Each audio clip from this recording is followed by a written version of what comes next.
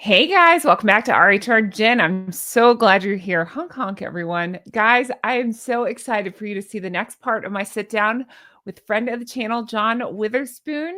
If you missed it, go back and watch yesterday's where we talk all about NDAs and what could be potentially class action lawsuit and that sort of thing. So definitely check that out.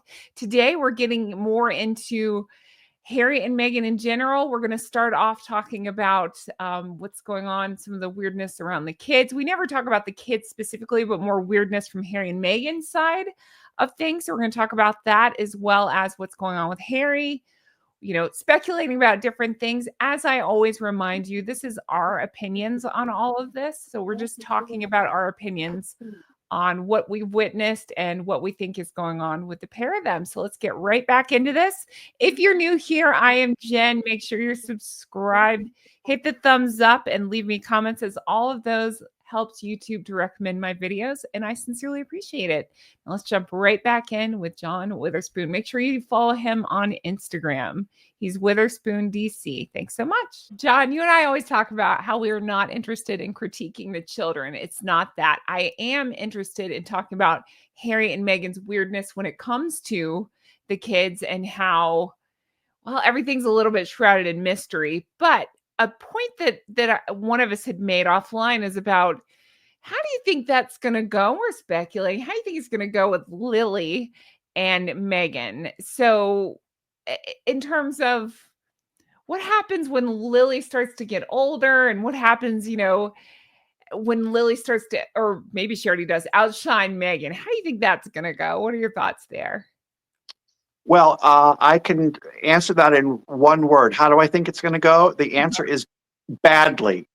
Okay. Yeah, all the signs, and again, this is just speculation and opinion, but uh, for any number of reasons, Meghan, by the time when Lily becomes when she becomes an adult at age 18, she's going to uh, probably be an attractive young woman, given she had a very attractive grandmother. A lot of people think Meghan is attractive or was attractive at some point.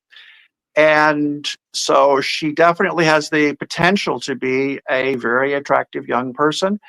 And Meghan at that point is going to be, how old is Lily now? 4 or 5? Four. No, or Wait. thereabouts. So we're talking about approximately 15 years from now. Sure. Meghan is going to be 15 years older, and I'm sure that, as we all do, people age differently, and we would all like to be 25 forever, but Meghan is not going to be 25 or anything close to 25 at that point. The relevance of all of this is that I think it's going to be very difficult for her. She has spoken, I believe, fairly recently about how she anticipates, oh, I want to raise my daughter to be a potential business partner and do all of these types of things. I think it's going to be a very difficult and bitter pill for Meghan to swallow when that time comes. And every magazine probably is going to want a picture of Lily. Meghan, not so much. Right. To No. put it politely. So I think that combined, I mean, and we haven't even talked about the, assuming that there is a narcissistic angle, Right. I think that's going to compound things even more, where Meghan is just going to say, gosh, I don't have the ability to deal with the fact that everybody wants to take a picture of my beautiful young daughter, and people are not so interested in following me around. The paparazzi are probably going to be standing at LAX or wherever looking for Lily to get off the plane, and not so much for Meghan to get off the plane. True. So I think that's going to be a very, very convoluted and difficult situation.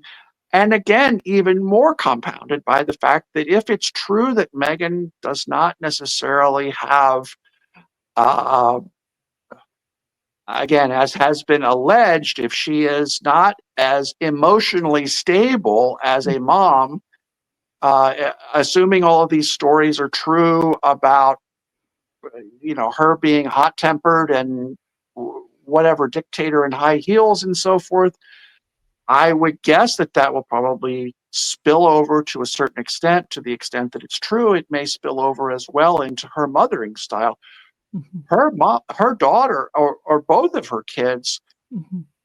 it's not unheard of that kids at that age say, you know what, I don't want anything to do with either of my parents. Right. I know young people right now who were raised in what for all the world look like good households, Mm-hmm. and they become of age or they go off to college, and they say, you know what, I just don't want anything to do with these people. I've talked before with you, Jen, I think we maybe mentioned it. I have a very good friend who uh, decided at age 14 that he wanted to be emancipated from his parents, to get out of his household. He was from a very large family. I think he has 9 brothers and sisters. And he just said, I want out of here. I don't want anything to do with this. And he was very fortunate. He said, my mom said, and incidentally, in the United States, it depends state by state. In the state that he was in, you could petition a court. You have to go in front of a judge and explain to the judge why you want to be responsible for yourself, Uh-huh. and also how, are you going to be able to support yourself? And this guy's a very, very sharp guy, a very close friend of mine, and he was able to accomplish that and convince the judge. And the judge said, yes, I'll sign off on that. And when he told his mother what he had done, and he said, I'm moving out, her response to him was, good luck. You're welcome back anytime. And if you need anything, don't hesitate to call. Mm. And it's conceivable that Meghan and Harry's kids could find themselves in a similar situation, and they could say when they turn 18, Yeah. It's been great, but let's assume that there's a lot of turmoil in the household. They Right. might say, you know what, I can't, the stress is too much. The bickering, the bantering, what do they say? What's the Beatles song? Life is very short and there's no time for fussing and fighting. Well, they might listen to the Beatles and say, we're not interested in having this anymore. We also are not interested in being attached to, even peripherally, to the royal family. Mm-hmm. Certainly not unheard of. Right. Certainly not unheard of. True. Now, what comes to my mind is, and it's alleged, I don't know, but allegations of Doria being a narcissist as well. And think of, you and I have talked about the weirdness that we witnessed just in little micro snippets that we've seen of their interactions, such as, what do you think of this taste, or however it went in the kitchen, and Doria could not.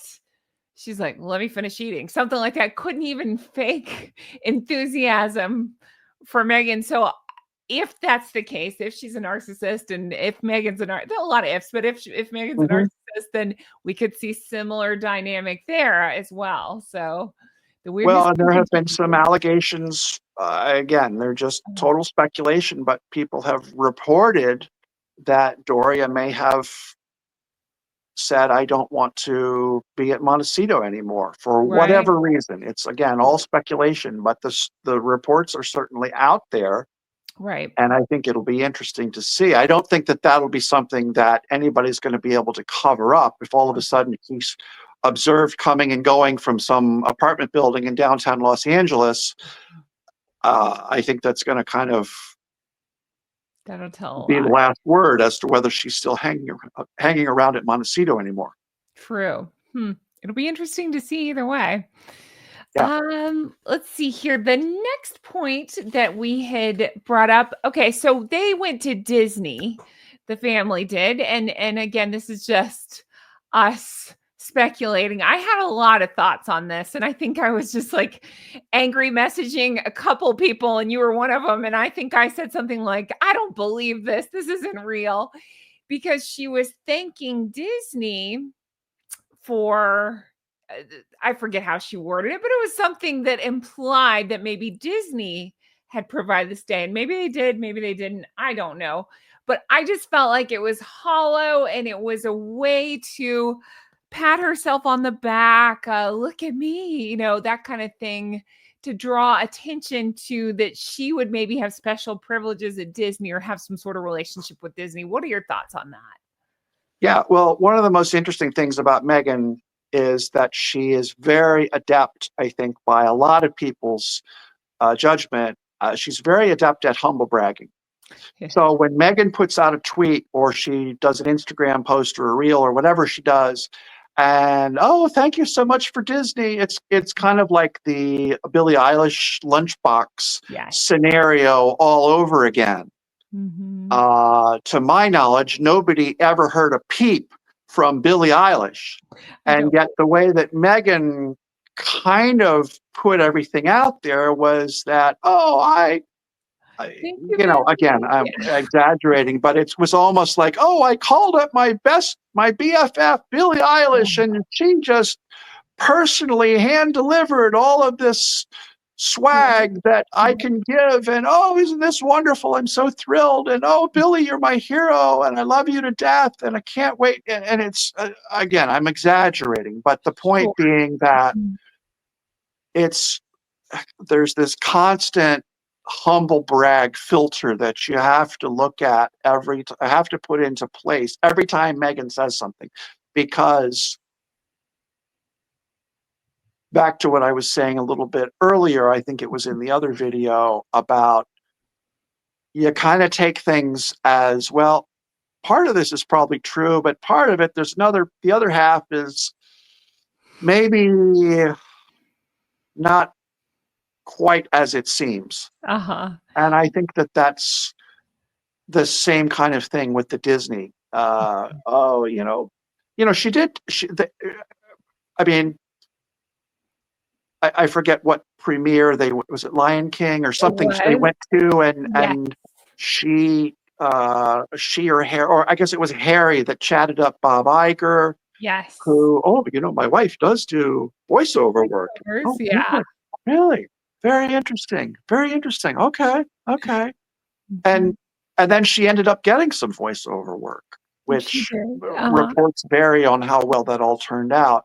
But I watched it on Patreon. You guys can check it out there. Yeah. So again, when she talks about, oh, Disney, they did all this great, Bob Iger personally gave us a tour, and she didn't say that, but right. The point is kind of obvious. If you look at it with some degree of suspicion, you kind of just have to say, it's a half truth, probably, is a generous way of putting it. Yeah. I think you bring up such a good point with the Billie Eilish and the lunch boxes. And again, I'm reminded of the books that I read, like Revenge. That was something that Tom Bauer pointed out. That was a tactic of Meghan's early on. He alleges that she would do things like say, thank you, Ellen. I adopted the dog based on your recommendation. And then people would be like, why would you question that? You see that before you know Meghan and you say, oh, cool. Great. They must be friends. Yeah. But she's banking on, again, allegedly, banking on somebody like that, never seeing the tweet or responding, and that the lay people will just be like, cool. Ellen recommended a dog to Meghan. Look how cool, whatever. So that's correct. That's correct. Yeah. I'm going to film you saying that and play that on repeat. That's correct. Can you say that's correct, Jen? So I can just have it ready to go anytime I need it. Okay. All right. Meghan is like the girl at the crosswalk. Talk to me about your analogy of the girl at the crosswalk. Do you recall saying something like this to me? I do. And it's a tie-in with her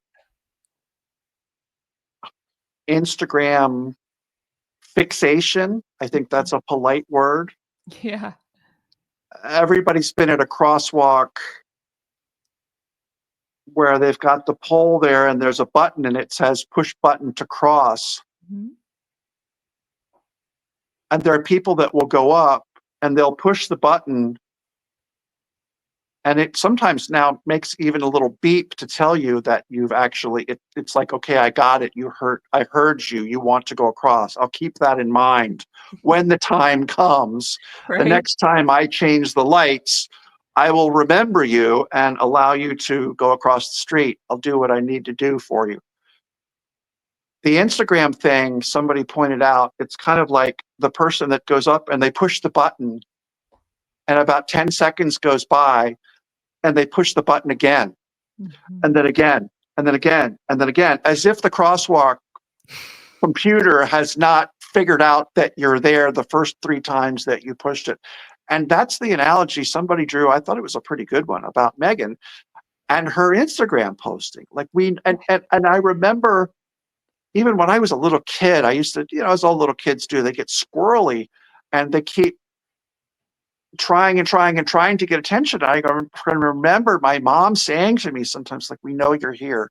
We know you're here. Every parent has been there. Like, we know you're here. There's a famous episode in Family Guy where the mom is lying, Lois, the mom is lying in bed, and Stewie, the baby, comes in, and he starts going, Mom, Mom, Mom, Mom, Mom. I mean, it goes on to the point that it is painful. It goes on about 20 seconds. You just want to scream. And finally, she just turns her head sideways and she goes, what? And he does something like, hi. Hi. Yeah. And then he runs out of the room. That's kind of the same. You know what I mean? It's just this needless quest for constant attention. Constant attention. And the other thing I remember is there's a great episode in The Office where Mindy Kaling, ironic, Mindy Kaling, Meghan's purported friend. Now, yes. And she plays the character named Kelly Kapoor, who is very sort of annoying. And they talk about New Year's resolutions.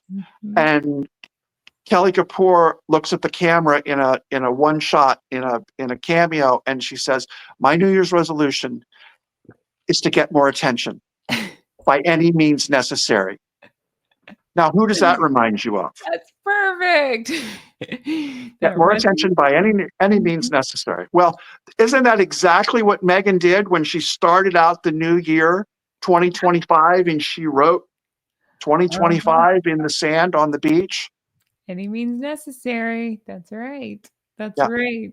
When you talk about the crosswalk thing, 2 things came to mind in my head. I thought about, her need for control and also disrupting systems already in place. So to your point, the system is aware. We're good. The system is saying, I'm trying to save your life. Just hold on. Right. Par for the course. And there are people out there that are like that. I used to work in an office, and there was a thermostat on the wall, and there was one person in the office.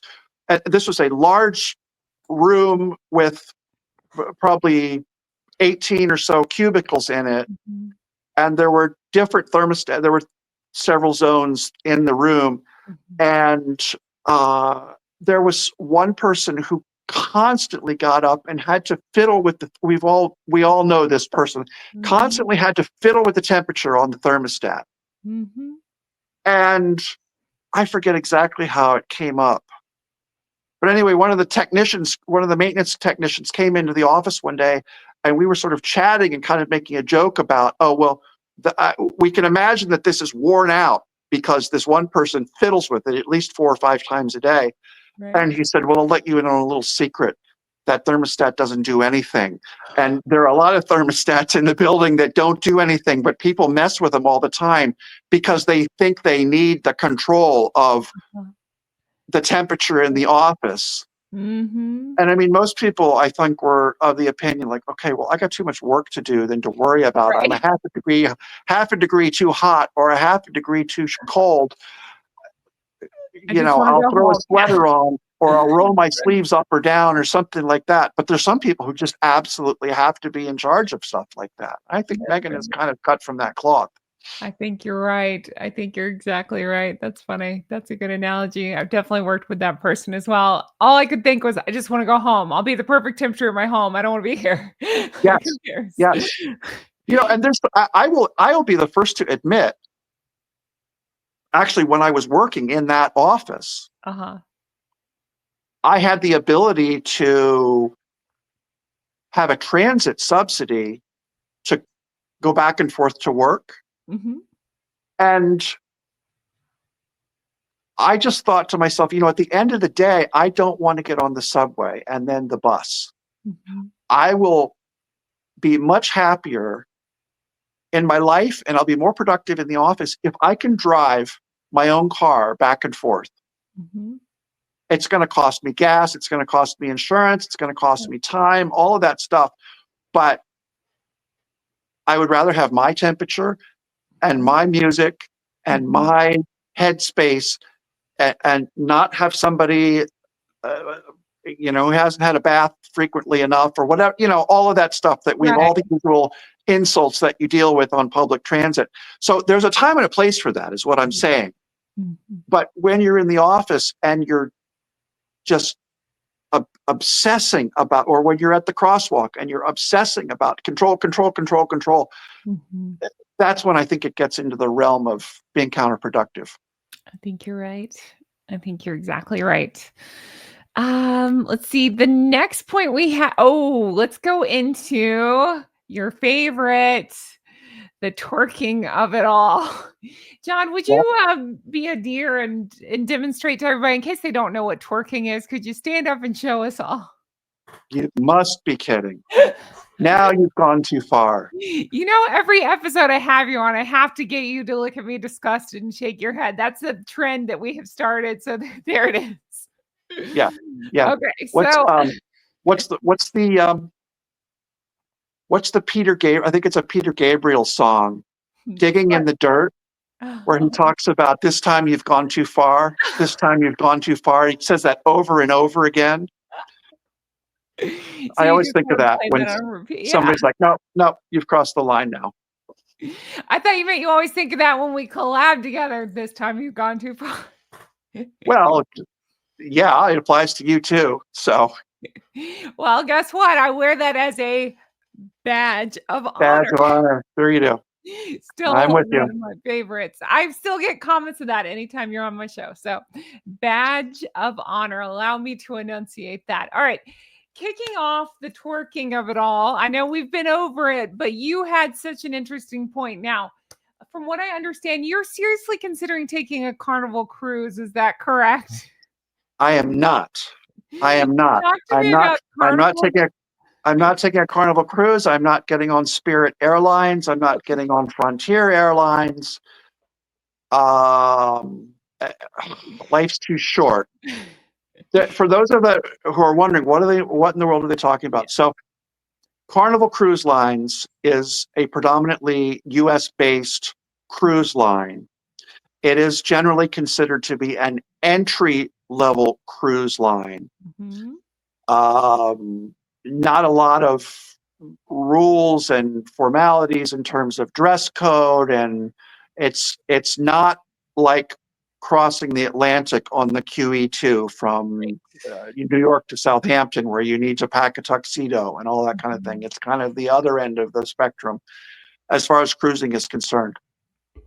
Carnival Cruise Lines has recently been in the news a lot because of the misbehavior of a lot of people on board. People who get in fights, people who drink too much, people who do a lot of stuff. This has all been fairly well documented. One of the interesting things that Carnival has tried to do to curtail this type of behavior is that they have said unofficially, we are not going to play rap and hip hop music in the club venues on our ships. Okay. All I could think of when I began to hear these reports that Carnival had allegedly banned that type of music, all I could think of was that twerking video from the hospital. I genuinely do not think that if you went to the DJ in a club on a Carnival cruise ship and said, will you play the Baby Mama song? I don't think they would do it. Okay. I don't, based on, again, this is all based on what I've heard. But Sure. the takeaway from this is that it just shows you What we're what it dealing. is that's problematic Yeah. about that song Mhm. and about, I mean, they've done all, the Carnival has also said, you know, we don't want you to bring Bluetooth speakers on board because we don't want you blasting music in your stateroom at 3 a.m. when your neighbors in the adjacent rooms are trying to sleep. We also don't want you blasting your music out by the pool Mhm. where you've got 20 different people with their Bluetooth speaker playing music off their phone and so forth. They've done a lot of stuff like that. They've Mhm. also put some age restrictions in and all and everything else. But the the important thing is, I think, basically what they have said is that they are trying to curtail a certain type of behavior that is associated with a certain type of music. Mhm. And again, my impression is that that song, that Baby Mama song that Meghan was twerking to and dancing to, and that Harry was dancing to, I don't think they would play that on Carnival Cruise Line in at this point in 2025. And I just found that very thought provoking. I think that's such a good point, and I just have found it so funny ever since you pointed out. Yeah, I agree. I think that's really funny that if it won't even play it on Carnival Cruise. And again, guys, if you're not from here, if you've never been on a Carnival Cruise, I've been on probably 6 cruises in my life, and I think 4 of them have been with Carnival. It's like the dollar store cruises, like you said, it's an entry point. I went when I was 20 years old. I had no money, but my girlfriends and I went on a cruise and we drank margarita. You know what I mean? Like, it's just what you Yeah, do. right. I'll just give you an example. So, Yeah. and people, I would encourage people to Google this or to look on YouTube, Carnival Cruise new rules, whatever it is. You won't have to look hard to find videos of some of the problems that they've had. One Yeah. of the things, I mean, this just gives an indication of the type of situation we're talking about. The drinks package, if you order, I forget what they call it, the drinks package on Carnival, it's something on the order of $84 for a 24-hour period that runs 6 a.m. to 6 a.m. You are able to consume 15 drink. Again, I don't know who it was. Jen, maybe it was you. You said, I don't know if I've had 15 drinks in an entire year, let I alone in have 24 hours. And then I'm going to start over and do it again when 6 a.m. Look at my watch. Oh, is it 5:58, 5:59, 6 a.m. Great, let's hit the bar. So this is the mindset. These are the people. Mhm. Again, I think it's very foreign to a lot of people. You would think that that atmosphere and that type of music, Mhm. a lot of people would say is unpalatable. And yet, for whatever reason, Meghan did what she did. And at a minimum, I would say that Meghan's dance in the hospital was behaviorally adjacent to some of what is going on Carnival Cruise Lines that is so unpalatable that they've had to try to figure out a way to stop it. I think you're right. I actually said I have maybe 3 drinks a year, so 15 drinks would be 5 years of drinking for me, There you go. as opposed to 24 hours. Right, right, right, And right, that's right. why you won't cruise Carnival, right? Is because you can't keep less than 15 drinks. That's right. I would feel like, well, the joke of it all is too, as I've said to several people, if they would say you pay 82 or $84 for 24 hours, all you can drink, I would Mhm. think most people would be content with, well, I had 8 or 9 drinks, which to me is a lot, and they Yeah. would say, okay, well, that's good enough for me. But you actually put a top number on it of 15. I think a lot of people probably say, well, I've only got 3 hours left. I got to get 4 more drinks in. So let's get this done. I don't know. It seems inconceivable to me that they would set things up that way. But I think it's that's interesting that you know all the ins and outs of Carnival cruises, almost like you're planning for your Carnival cruise. well, I actually again, it's only because it has become such an enormous issue and people are so in some cases, very hot and bothered about it. Mhm. I'm never going to go on Carnival again. They're discriminating. They're this. They don't want people to have any fun on their ships. It's like, That's not fun.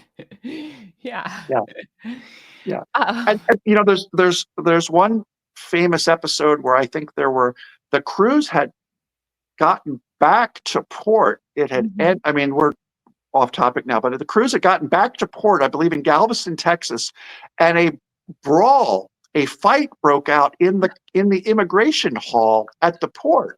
Uh-huh. 24 people, I think 25 people, and they were banned permanently from Carnival Cruise Lines. Oh my gosh. And all I could think was, I have not been on a lot of cruises. I've been on some cruises, but all I could think of was, when I get off of a cruise ship, the last thing in the world that I want to do is get in a fight. I'm exhausted. I want to get my passport stamped. I Go. want to go home and get in the bed. That's I don't have energy to fight. Who are these people? I don't understand. So, you know, They're still timed on the drinks, right? So they got their 15 drinks in them ready to go rumble, right? I wouldn't be surprised. I'm sure that contributes to it. Oh my gosh. Yeah. Anyway, All I can anyway, think of is I want to go home and take a shower after a cruise. yes, right, I don't want to fight. I never want to fight. I just want to go yeah, home. right. I'm spent. I'm exhausted. But since we're talking Where's about the bed? cruises, yeah, Yeah. right. Since we're So, talking about cruises anyway, you brought up another point, which was talk to me about the cruise buffet analogy with Meghan. Do you recall what you said? You talked about that Meghan is the type who would go to the buffet, take well, everything. Yeah, go ahead. yeah, there's a certain attitude, and again, it's been profiled in a lot of these stories that people Mhm. have posted on the internet recently, and or the videos, and then the commentary that's followed. But there are all these stories about people getting onto a cruise ship, Mhm. and the buffet opens, and they just take and take and take and take and take, and they grab everything that they can with apparently limited consideration for the other people who might be behind them in line, Mhm. or you know, just a very selfish, self-centered attitude. Yeah. And I think there's a certain parallel to be drawn from that type of mindset to, as we've discussed, the apparent way that Meghan navigates her life. Mhm. Her Recently, there's been some conversation about, well, what about all of the people that she worked with when she was on Suits? Where are those people now? Well, they're kind of nowhere to be found as far as she's concerned. What Mhm. about her half siblings? What about her father? What about, if the rumors are true, what about her mom? Mhm. Well, something has happened there, that there's no longer a symbiotic relationship where there's a give and a take for mutual benefit. Mhm. And as you've pointed out so many times, Jen, the sort of me of it all, eh, it's kind of the same mentality of, as I said, the people who go onto the cruise ship and they just go up to the buffet and they just say, I Uh-huh. want it all. I'm going to take it. Right. And then they either take it back to their table or they take it down to the room, and then they dump the plates out in the hall when they're done eating. Mhm. It's just a uh, seemingly very self-centered way to go through your life, and I think there is some evidence that that's kind of the way Meghan thinks. Again, it dovetails with the discussion of narcissism Yeah, I think so. and her self-centered, me first. Mhm. I've squeezed the lemon as much as I can in terms of my relationship with you, and so I'm going to Mhm. shove you off to the side. I think And so. if you're gullible enough, and if I change my mind and I decide that I need you again, Mhm. I'll ring you up Yeah. and I'll try to ingratiate myself to you again. And there are people who I think would probably fall for that. Yeah, I think so too. But I just, again, there are so many people. The roadside seems to be littered with people who have fallen off the Meghan proverbial bus, Mhm. or have been thrown overboard or thrown off the bus, whatever analogy works. And the self-centeredness of it all, just like the buffet. I will take and take and take, Mhm. with little regard to the people standing behind me, or the people who are having to cook the food, or the people who are having to clean up the mess. That's It's right. just very interesting to think about. I think so too. I'm going to take it a step further and say, think about in terms of relation to the royal family. Take. Like the HRH. We recently saw her, if I remember correctly, using the HRH on a gift basket. Again, tying back to that Jamie Kern, William, whatever. I was about to do Pebbles from Flintstones on the. um, but I believe she used HRH, and they're not supposed to do that. Yes. They're not supposed to use their titles for monetary gain, that sort of thing. But in the past, in my opinion, it seems like they do that. So Hmm. that's just another way in which they take buffet style with no regard to the rules, if you will, or just etiquette, if you will. Yeah. Yeah. Yeah.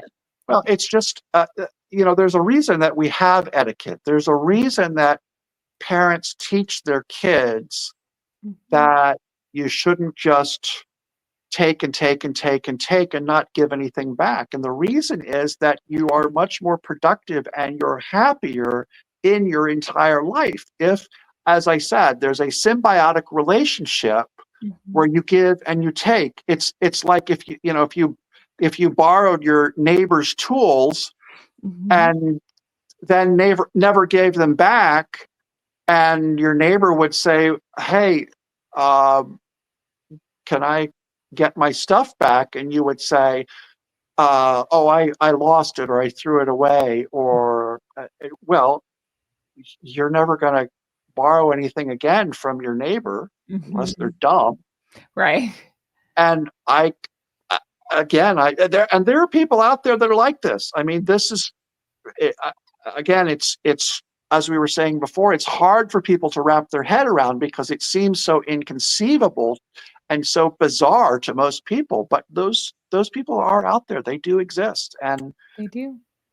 I'm sorry to say, I think Meghan may be among them, I just would in say terms of the Harry and way that Meghan both, but yes, I yeah, think so. she uses people, or she seems to use people, and she seems to discard them when they're Mm. no longer useful to her, and Mhm. we see the results.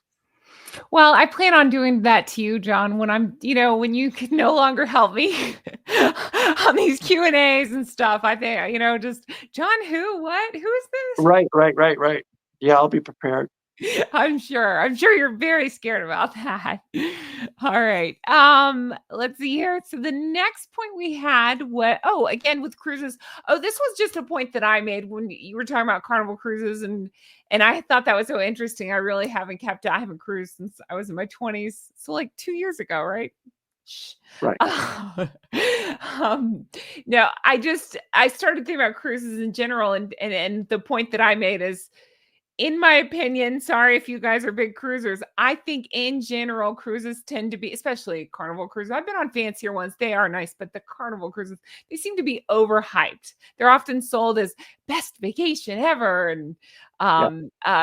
like the extraordinary experience. And you get there and you just kind of feel like you're packed in like sardines, and the food's just meh. And it's just like abundance of meh, and just kind of gets gross. So, my point is, it's just overhyped, and I feel like same could be said for Meghan. I feel like there's lacking substance there. It's all about the hype rather than the actual experience, if you will, or the experience of Meghan. So I thought there was a comparison to be made there. I think that is a good comparison, Jen. And the interesting thing is that I think there are some people who look at uh, like a Carnival cruise type situation, to the extent that people are starting to have a not so great time, and then the Meghan situation and selling her products, and then assuming you get the product that you've asked for, you're, according to a lot of people, kind of disappointed in the quality of the product itself. Mhm. It doesn't matter if you figure that out on your first experience or if you have to be banged over the head with the evidence several times. I think at the end of the day, everybody sort of figures it out. It's just a question of how long it takes. Yeah. And Meghan can go on podcasts all she wants and talk about, oh, we're so, and she can do all the Instagram releases and so forth about, oh, my team and I tried so hard and we're so disappointed that we disappointed some of our faithful, loyal consumers and so on and so forth. Well, yeah, you can say all that stuff, but at some point, I think people just say, I don't Mm. believe it anymore. Yeah. I've learned my lesson. I'm not going to Right. play games with that the next time around. I don't Exactly. care if she sends me a free bottle of whatever the next time it becomes available. I'm just not interested anymore. Yeah. I think And again, that goes back to the conversation that we had once before, several weeks ago, where Mhm. the worst possible thing you can do as a business person is to kill momentum. And she seems to have done that repeatedly. I think you're right. Yep. It is wild. It is. I've just never seen anybody try to do business like this ever. It's more. I know I'm a broken record, but I have to say it again. It's more about the appearance of it, in my opinion. To her, she likes the appearance of selling out versus actually doing business or maintaining a business and doing things like a pre-sale to try to figure out to gauge how much product you need or I don't know. I just again, I'm talking Well, like yeah. it's kind of like the Jedi mind trick from Star Wars. These are not the droids you're looking for. Yeah. These are not the droids we're looking for. And that's kind of, I get the feeling sometimes that that's what Meghan is trying to do. Oh, we tried so hard. We tried. Oh my gosh, did you hear that? She tried So so hard. And uh-huh. and she really values us as customers and all that kind of Mhm. stuff. It's kind of like, all right, The if only you ones say so. falling for it though are her mediocre mafia. I think most of us can see right through it. But Yeah. Well, I would argue that probably even, and again, the reports have been out and about that even some of her most loyal and not patriotic, some of her most loyal supporters uh-huh. are quietly grumbling and saying, look, I really wanted some of this stuff and I've tried however many times and I can't get it. Mhm. A little irritated by that. Yeah. So when your own fans have kind of Mhm. said that they're unhappy, you've got a problem on your hands. That's very true. Let's see. The next point we made was uh, so let's go back to the twerk video. So sorry to do that. So you had pointed out, you felt like Megan's twerk video jumped the shark. Do you want to remind everybody what that means in case we have younger viewers that don't know? Yeah, well, people can Google it and or go to Urban Dictionary and get a better explanation than I could give. But basically, there used to be a show called Happy Days. It was very popular in the United States. Henry Winkler, Ron Howard starred in it. And there, as the seasons went on, as is often the case, or is usually the case, the writers started to get uh, their idea tank was starting to run toward empty. Anyway, there was a famous scene in a Happy Days episode where Henry Winkler, who played a character known as the Fonz, Fun. was water skiing and he came across a shark Mhm. behind the boat that he was water skiing from behind, and he did some trick where he was able to jump over the shark on the water skis. And people thought it was so absurd and such a desperately ridiculous and outlandish part of the plot that it became part of the popular vernacular. And so people started referring to similar types of episodes as jumping the shark. Right. And basically the larger implication or meaning of that is that if there's something that is done out of desperation or that is so damaging to your wider reputation that all of a sudden from that point on people just don't take you seriously, And I think that that's exactly what happened with the twerking video in the hospital. It was so inappropriate. It was for even the average person on the street Mhm. would look at that and say, I don't like that. I can't tell you why, but for whatever reason, that is just very unladylike. It's Mhm. very unsophisticated. It's very everything. And so there are people who drew that conclusion just sort of organically. And then I think people who really put some time and effort into thinking about it said to themselves, you know what?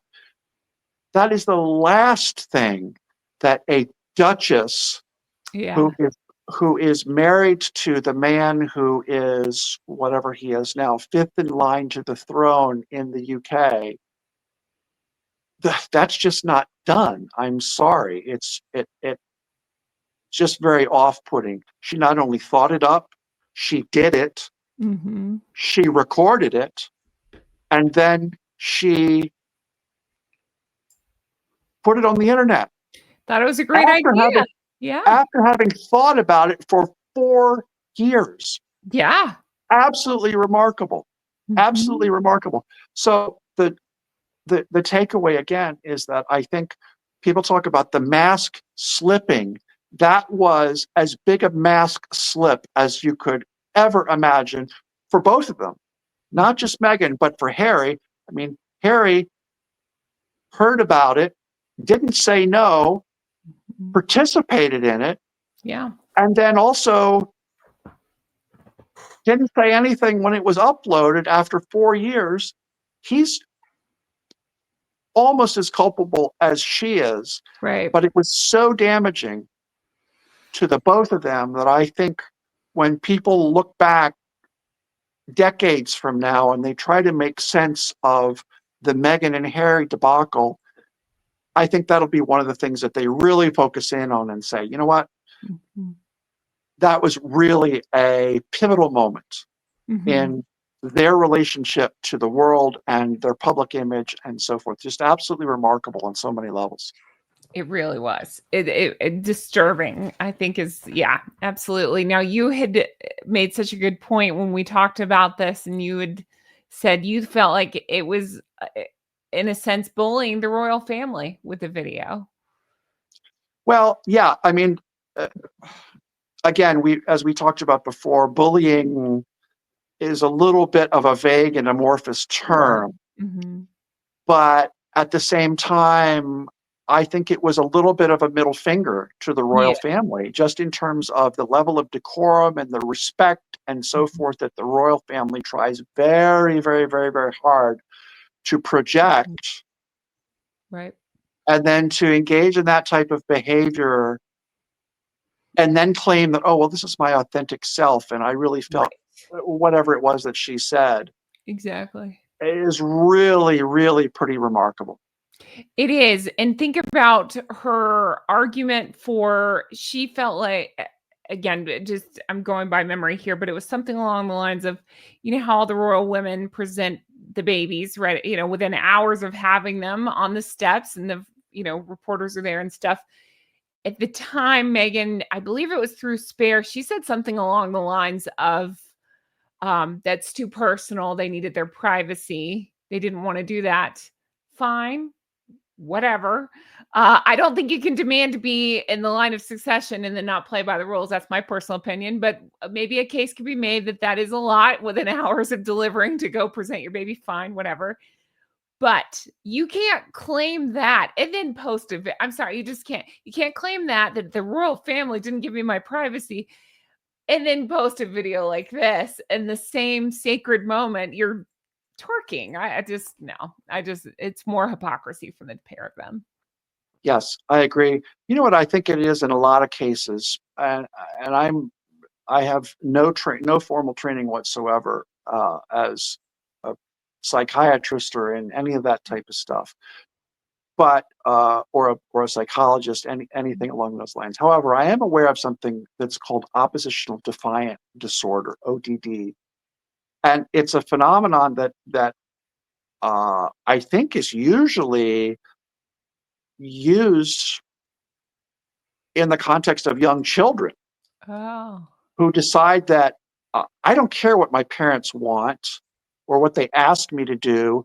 The thing that is going to make me happiest is to do exactly the opposite of what's expected of me.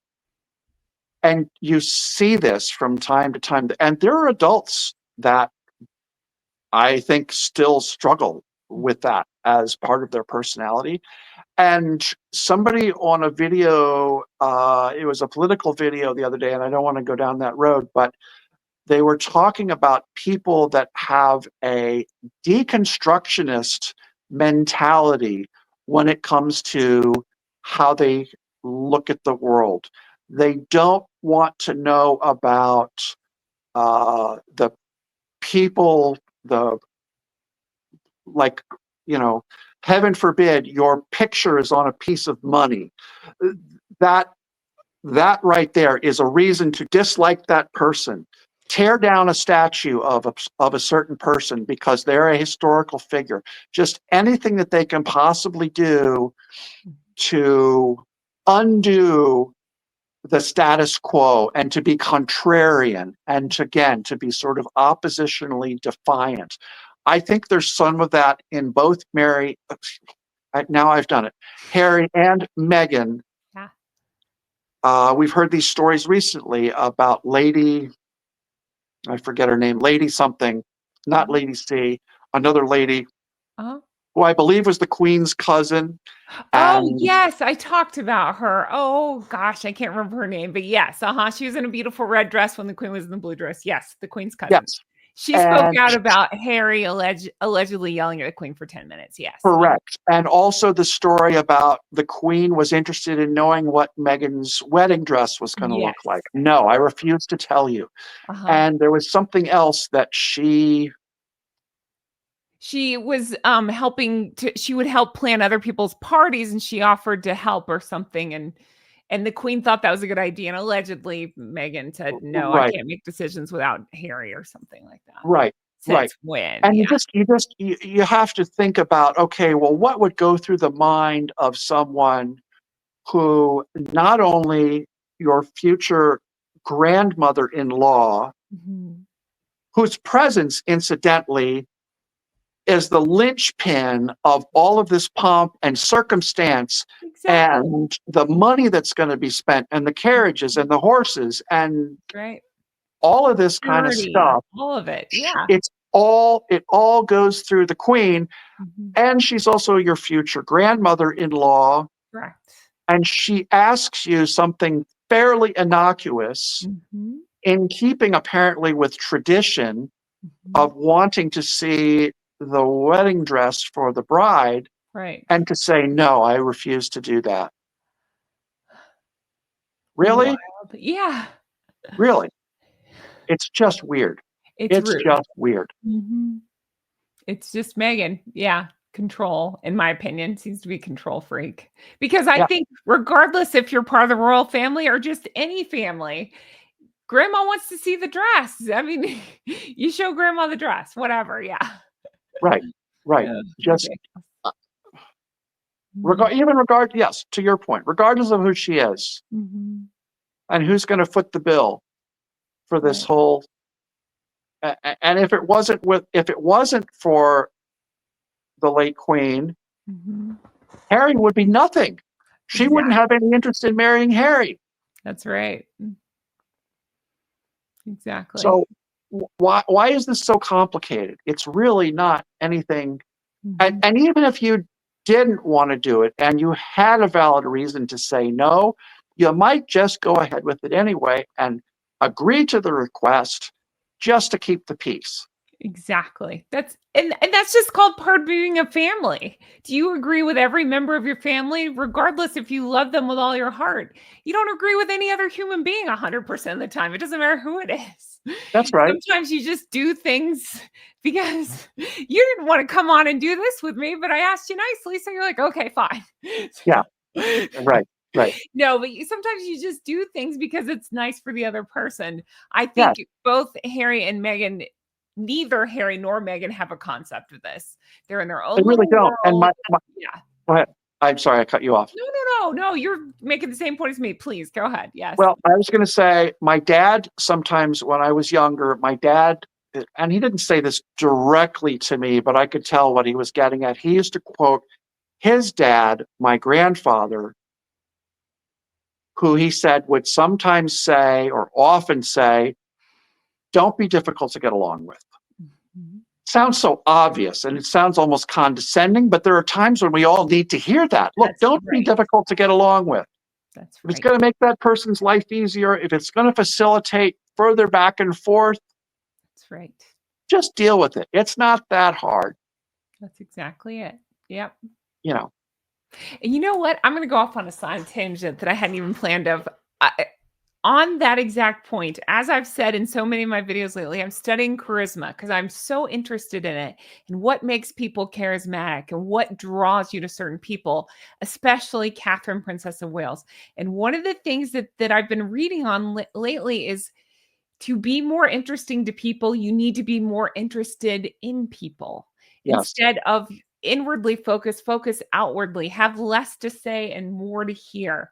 So these are points that I definitely am taking. I'm trying my best. There's definitely things I need to work on and I'm learning from it.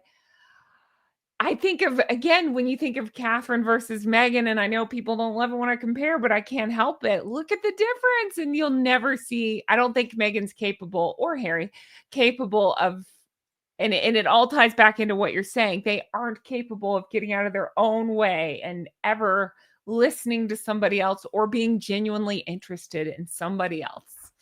that's So, right. And it's a question of look at the attitude mhm, and then look at the result. that's it. Look at the level of affection and adoration for William and Catherine, That's right. Mhm. Prince William Yes. before Catherine, somebody. Princess of Wales. Yes. Yes, Prince and Princess. Yeah.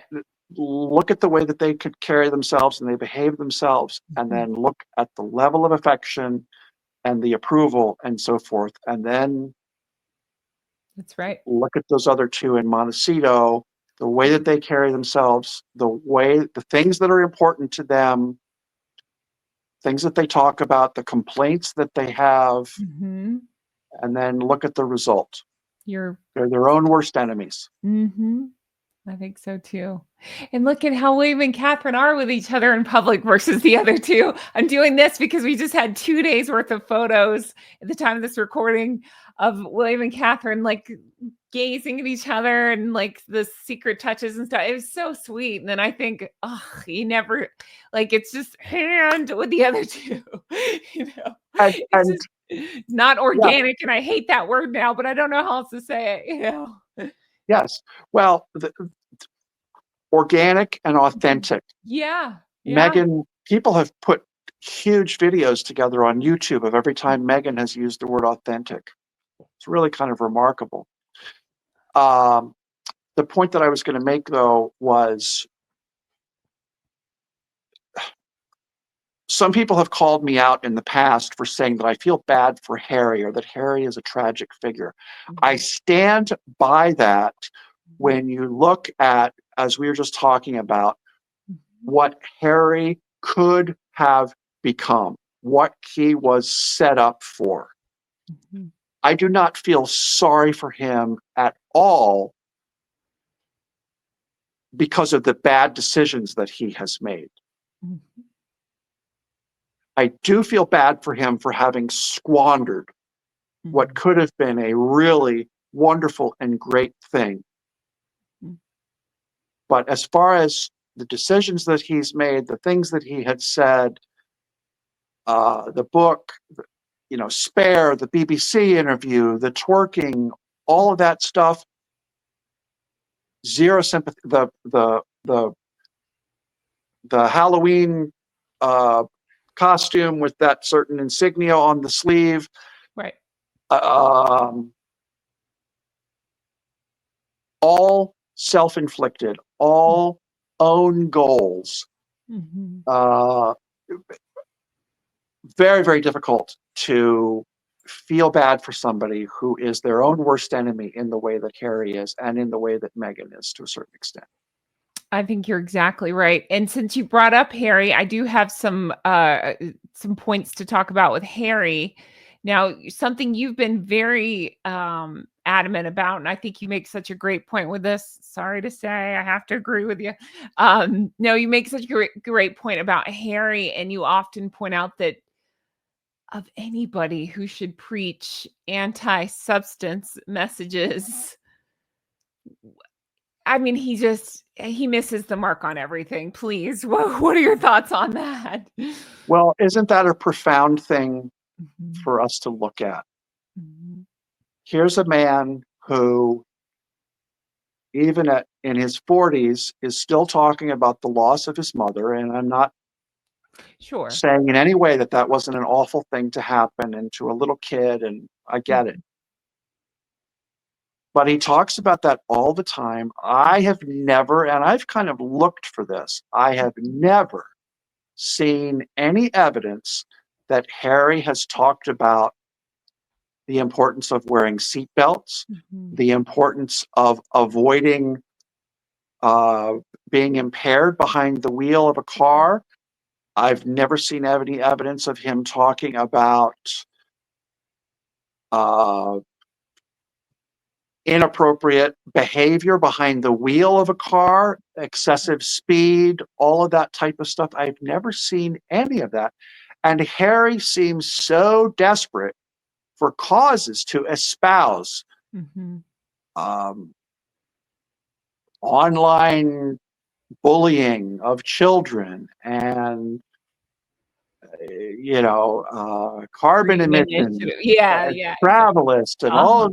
all of these issues that really don't need his Right. push Mhm, to be taken seriously because everybody understands them. And mhm. yet here is this situation that is teed up for him that would be a perfect thing for him to talk about from a bully pulpit, Mhm. and yet absolute silence.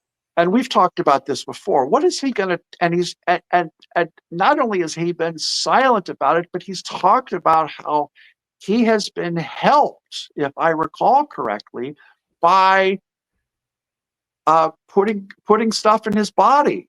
Yeah. Yeah, and Spare, he And talked and about so you have to wonder, okay, talking about the kids again, what's the message right. that he's going to give to those kids Mhm. when the time comes about the decisions that they're going to make Right. and things that people are going to try to get them to take a taste of from Mhm. a peer pressure standpoint, or to Right, drink or to smoke or whatever. How's that conversation going to go? right. I just can't get my head around that. It blows my mind. It would be so easy for him to say, yeah, you know what? I wrote about some stuff in the book, Mhm, and whatever happened in Courtney Cox's bathroom mhm. when I was hugging the garbage can or whatever it was, um, Yeah, I've made a mistake right. in giving people the wrong impression Mhm. about the propriety of those types of activities. Right. How in the world is it that he has not come up and said, you know what, I got that stuff wrong? I wouldn't encourage anybody to do that. I wouldn't encourage anybody to smoke, to drink, to, Mhm. you know, put stuff in my body.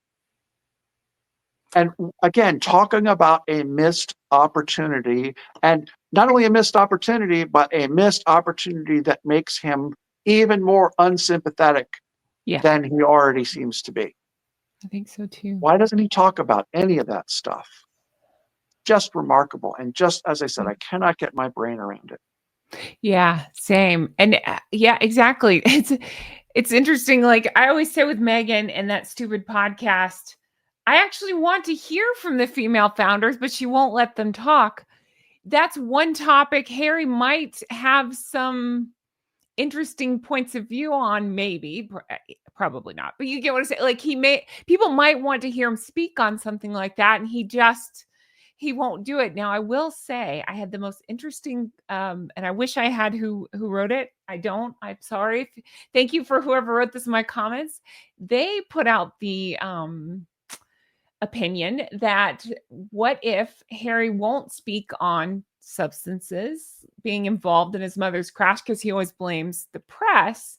What if it's that he won't acknowledge that because then he would have to potentially quit or acknowledge the negative consequences of said substances?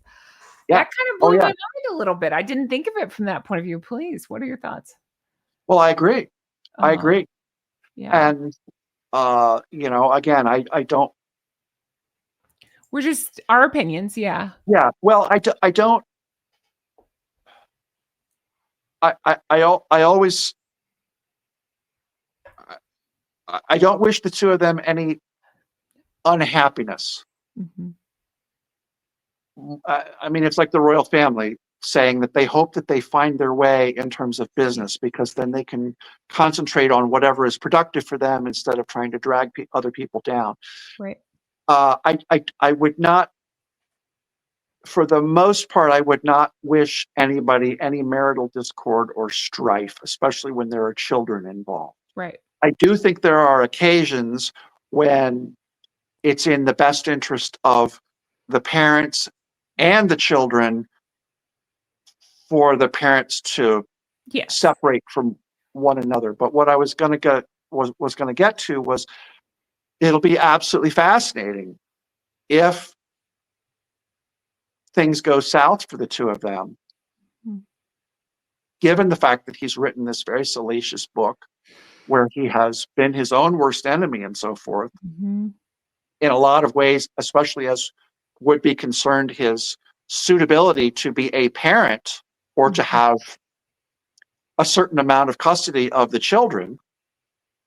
Um, Again, I'm kind of shocked that he has never come out and said, I want to make clear that my opinion about this stuff is that it is not in anybody's best interest. Right. If Meghan, again, we've talked in the past about how unusual it would be for two parties in a relationship, married or otherwise, Mm.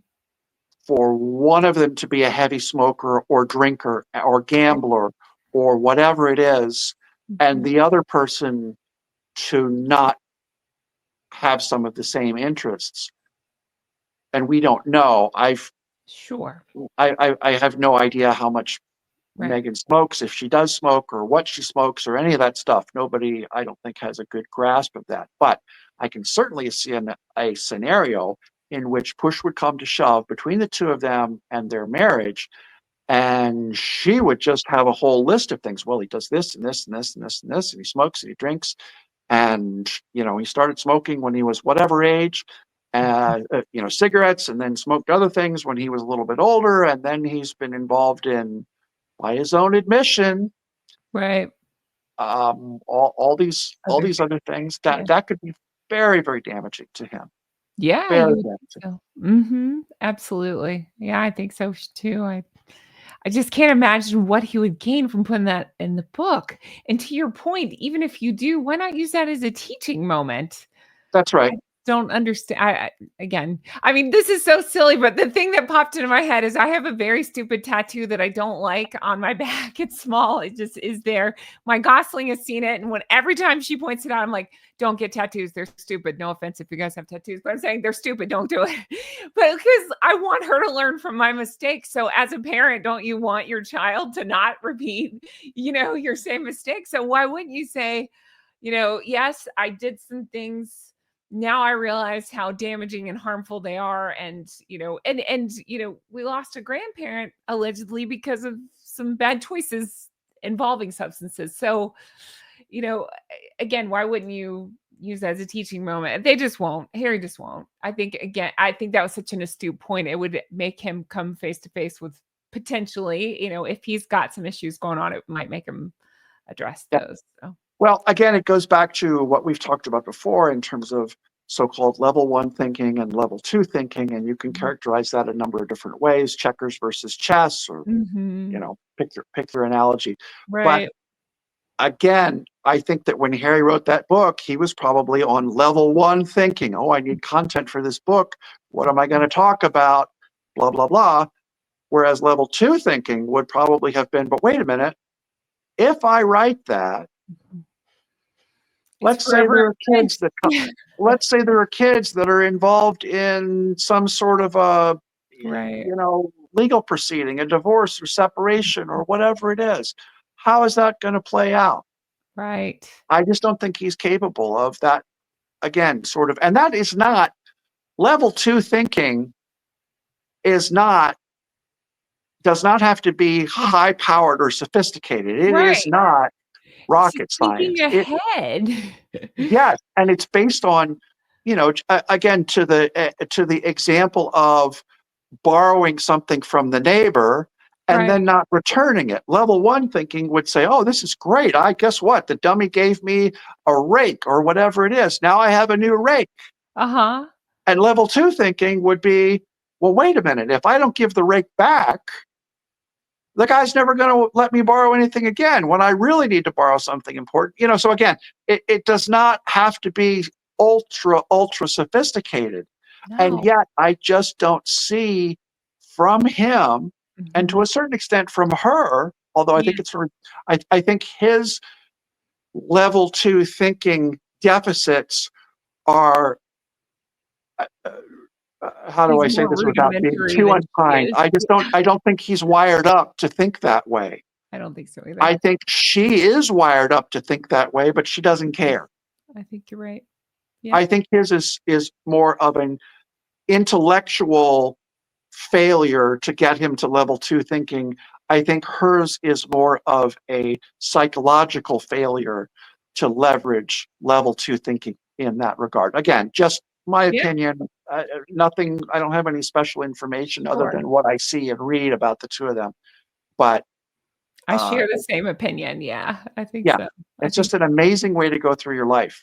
it And is, then and isn't then it? and then they want and then they wonder, and especially him, they wonder why people don't want to play ball with them. Yes. Well, hello.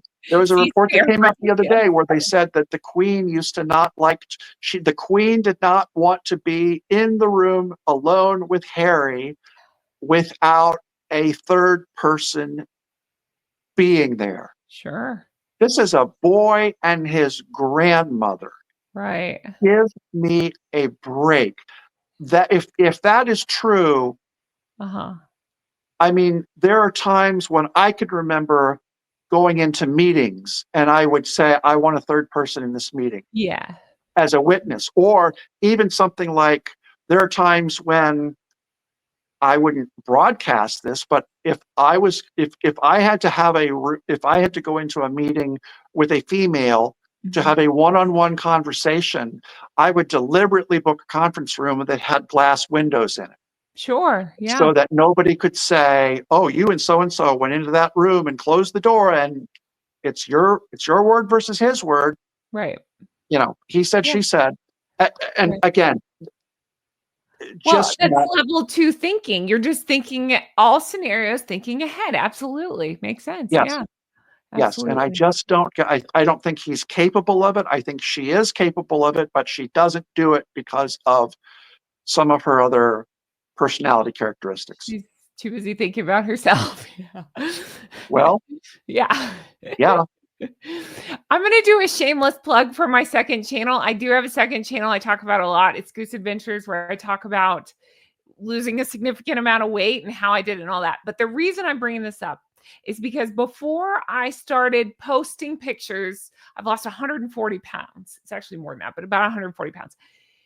Before I started posting those pictures, I knew that it was very personal, and I really weighed out a lot of things and thought, do I want this out there? Do I want to share this side of myself? Because it's just a lot to it, a lot of psychological stuff to it. My point is, it was a lot of thinking about it. Do you think Harry thought even for a second extra about, and mine, who cares? I was heavier. I'm not now. It's fine. I worked through it. So that's nothing in the scheme of things compared to the stuff that Harry revealed. So my point is, you think that dude would really want to think his stuff out. And I just don't think he does. You probably put more thought into the tie you chose today versus the thought that Harry put into details of Spare. It's shocking. Well, again, we've talked about this before, but the whole Spare scenario is so much more bizarre than I think people give it credit for. Yeah. Again, it's kind of the similar thought process of the Meghan video. He had all these thoughts in his head. He put them down on paper. Mm-hmm. He gave them to a publisher to print. Uh-huh. Where I'm sure Meghan read that book. Absolutely. Why would you not give a manuscript like that to your spouse or your girlfriend or anybody to say, what do you think about this? Uh-huh. So you think about all the places that content could have been headed off or watered down, or maybe it actually was talk about mind-boggling. Maybe it was watered down. I mean, we've heard these reports about, oh, there's still stuff. I've still got material. Holy cow. Scary, right? Yes, but all of the places that content could have been headed off at the pass, and it didn't happen. Yeah. And of all of these places, Harry would have been by far the best person to say, you know what? I'm just not going to talk about that because that's going to be very upsetting to somebody else. It's going to be embarrassing for me. Yeah.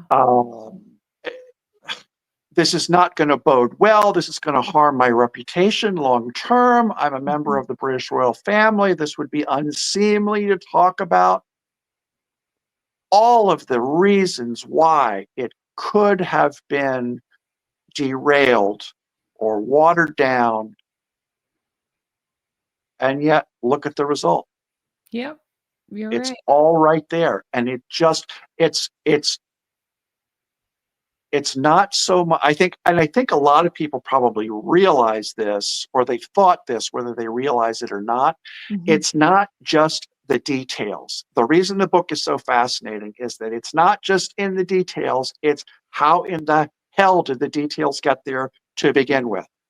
Yeah. Yeah. It's a multifaceted approach to why that book is so fascinating.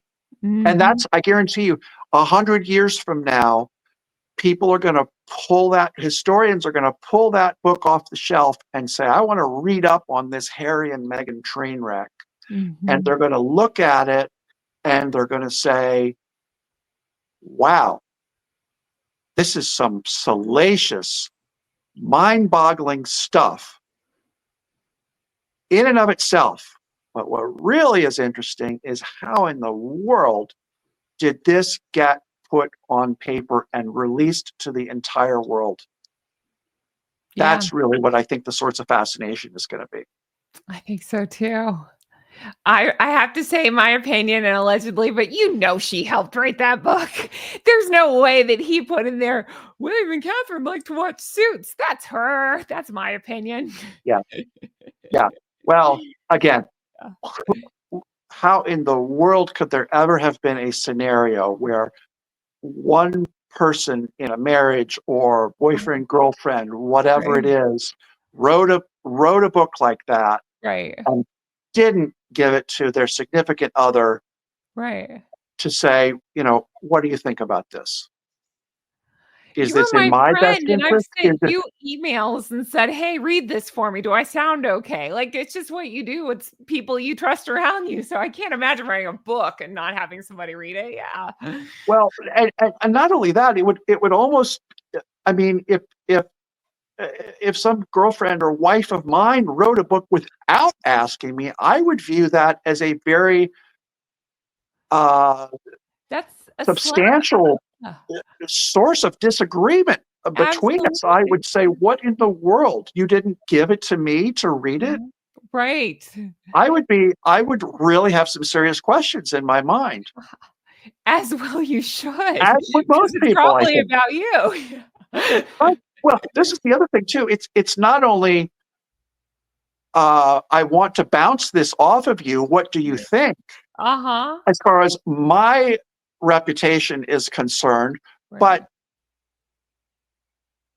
it either directly or indirectly has a huge potential to affect the other person in the relationship. Absolutely. Even if it's not a case of Harry said something unflattering about Meghan, Right. the indirect angle would be, well, Harry has made a fool of himself. Mhm. How does that reflect on Meghan for being married to him? Yeah, true. I mean, she's guilty just by, not guilty, but I mean, Right, right. her reputation is tainted because Mm. she's chosen to marry this guy. Right. This is what she hitched her wagon to. Uh-huh. What does that say about her? Yeah. You Well, know, it says she likes I'm to not sure. twerk. And she may have recognized that, by the way. She may have recognized that on some level, but I would guess, again, pure speculation on my part, Mhm. my guess would be that she said to herself, yes, this is going to make him potentially look bad. It might even make me look bad, but I'm willing to take that risk because number one, there's a ton of money behind this, Mhm. potentially. Number two, if push ever comes to shove in terms of the two of us parting company, this is going to be some powerful stuff to give to the judge in family Mhm. court and say, hey, I think so too. Your Honor, Mhm. look at what I've had to put up with. I Yeah, wasn't involved in any of this stuff, but that's right. he put it all in writing. That's exactly it. I think so too. Guys, thank you so much for watching. I hope you enjoyed this as much as I did. There's still another part to this. We got into a really good conversation about what else is going on with Harry and Meghan. Are they out of money?